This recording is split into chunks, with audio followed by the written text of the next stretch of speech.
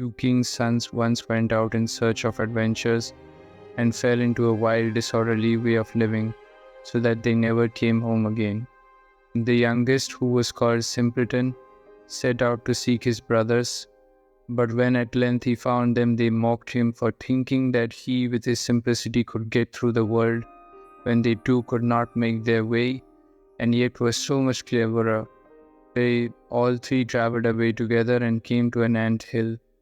The two elder wanted to destroy it, to see the little ants creeping about in their terror and carrying their eggs away, but Simpleton said, "Leave the creatures in peace, I will not allow you to disturb them." Then they went onwards and came to a lake on which a great number of ducks were swimming. The two brothers wanted to catch a couple and roast them, but Simpleton would not permit it and said, "Leave the creatures in peace, I will not suffer you to kill them." At length they came to a bee's nest, in which there was so much honey that it ran out of the trunk of the tree where it was. The two wanted to make a fire beneath the tree and suffocate the bees in order to take away the honey, but Simpleton again stopped them and said, "Leave the creatures in peace, I will not allow you to burn them."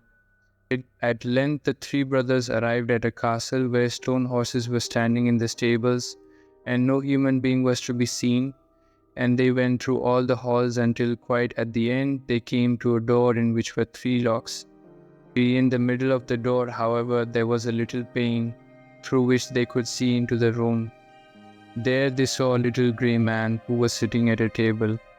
They called him once, twice, but he did not hear. At last they called him for the third time, when he got up, opened the locks and came out. He said nothing, however, but conducted them to a handsomely spread table, and when they had eaten and drunk, he took each of them to a bedroom. Next morning the little grey man came to the eldest, beckoned to him, and conducted him to a stone table on which were inscribed 3 tasks, by the performance of which the castle could be delivered from enchantment. The first was that in the forest beneath the moss lay the princess's pearls, 1,000 in number, which must be picked up, and if by sunset one single pearl was missing, he who had looked for them would be turned into stone. The eldest went thither and sought the whole day, but when it came to an end, he had only found 100, and what was written on the table came true, and he was turned into stone. Next day the second brother undertook the adventure, but it did not fare much better with him than with the eldest. He did not find more than 200 pearls, and was changed to stone. At last it was Simpleton's turn to seek in the moss, but it was so difficult for him to find the pearls, and he got on so slowly that he seated himself on a stone and wept. And while he was thus sitting, the king of the ants, whose life he had once saved, came with 5,000 ants, and before long the little creatures had got all the pearls together, and laid them in a heap.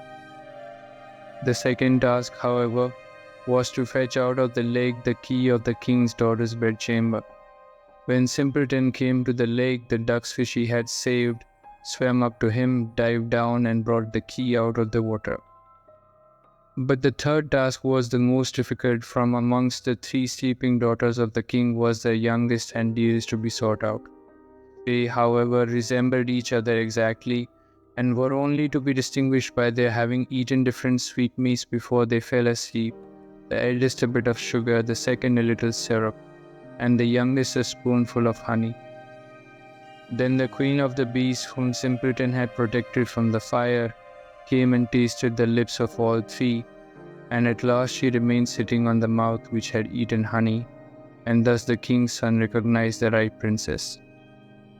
Then the enchantment was at an end, everything was delivered from sleep, and those who had been turned to stone received once more their natural forms. Simpleton married the youngest and sweetest princess, and after her father's death became king, and his 2 brothers received the 2 other sisters.